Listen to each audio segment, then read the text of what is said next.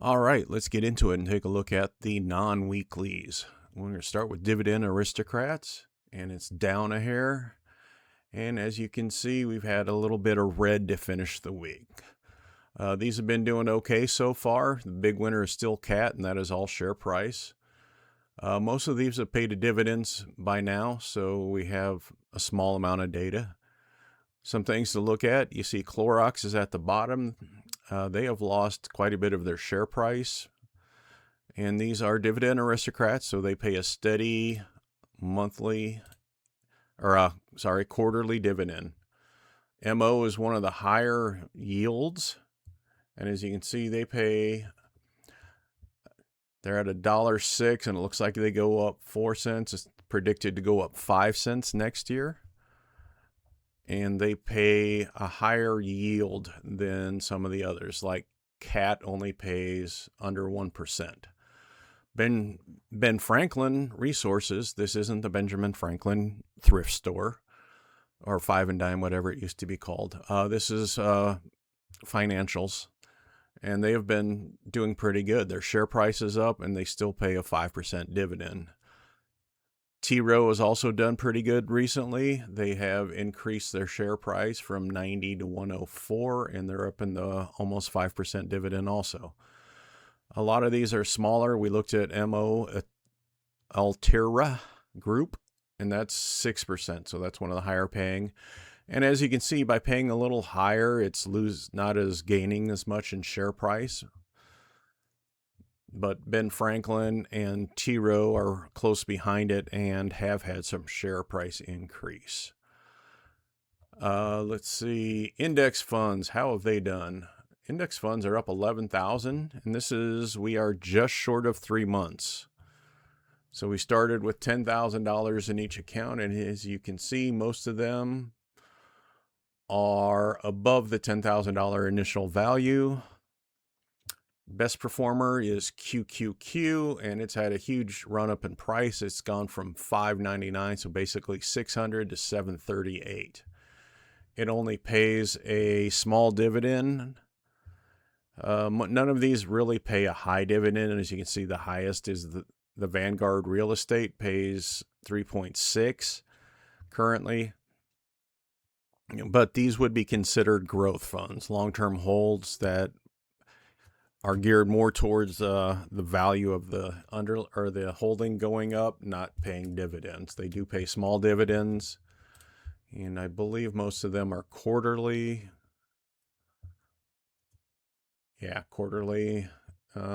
This one's also, they're a little more sporadic. The Dividend Aristocrats, if you want consistency, or where you go for that kind of stuff, because you know pretty much what you're going to get quarter to quarter, because every year it's the same throughout the year, and then every year or at the end of the year for next year it goes up.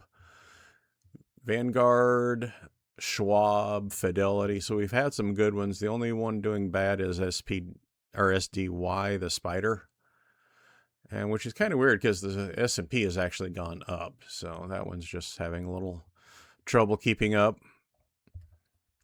These are all weeklies. We'll go to the monthly dividend stocks. As you can see, the portfolio itself is down. And why is that? A lot of losers. Of course, none of them are huge losers other than the Oxford Square Capital is down 2,800. Main Street Capital is down 1,000. This one's paying 31% yield. But as you can see, this is a $1.35 stock, so not exactly a barn burner on that. And that's a monthly. Let's go back to the portfolio. Let's look at some real ones. Apple Hospitality is a REIT, and it's done very well. It's gone from $12.15 up to $14.69. Trinity Capital's $14.94 to $16.84. Don't forget, this is average cost, not starting cost. Ellington Financial, $12.05 to $13.57. So we've had some good share growth on a lot of these. $12.36. And then the last one to have share growth is PFLT. It's only gone up a little. but it's paid a 14%, almost 15% yield. Let's take a look at that. As you can see, the prices had a recovery and it's fallen again. We started about right there at 833. I think March 4th was the week we did this, so it's somewhere in there. Earnings, it has underperformed. Blue is actual, and then the gray is expected. As you can see, it has not been making its earnings estimates, which is probably why it's not holding up overall. But what was the dividend?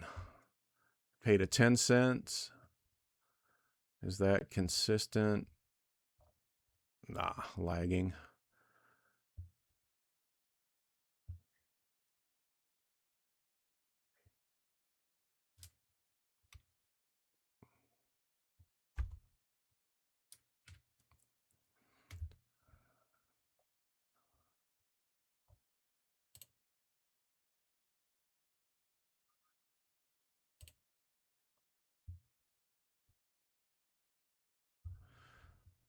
Alrighty, it's 10 cents monthly, and that looks like it's paid the same every month.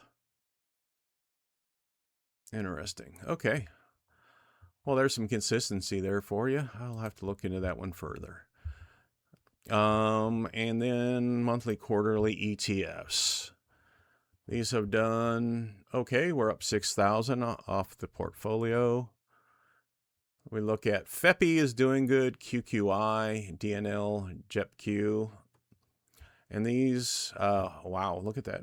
FEPI is paying 24%, almost 25%. Let's take a look at that. And it paid 22 cents.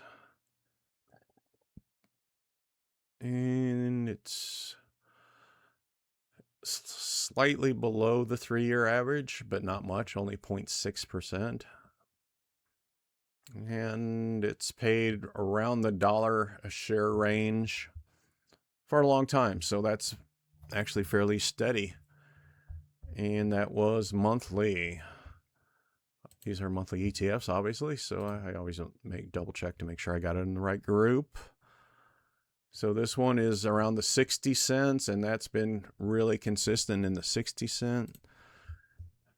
So as far as some of these go, if you're doing a long-term hold in a taxable account, obviously some of the Dividend Aristocrats or individual stocks that you're just going to hold forever are okay, because if you do these that pay every month and they pay a 10%, you're going to get hit on your tax returns, and you can't just reinvest it. I wish we had the no taxable account for everybody, but, you know, that's got to get Congress off their ass to do that. So that's the non-weeklies. Hope you're enjoying this series. I'm going to do this about every other week for the non-weeklies because there's not a lot of change, and then I'll try and do the weeklies every weekend because they change a lot more. Also, if you're following, I started the covered call portfolio. You could follow the covered call videos to see how those go. And all of these are in the dividend portfolios that we're following in this group. Even though some of the stocks I do and the covered calls are not in here, I'm writing covered calls, and I'm buying shares from the different different funds in this portfolio. So that's kind of a fun one to follow also. And that's it for today. Hey, thanks for joining me. If you've made it this far, like and subscribe, and thanks again for joining me. We'll see you in the next video.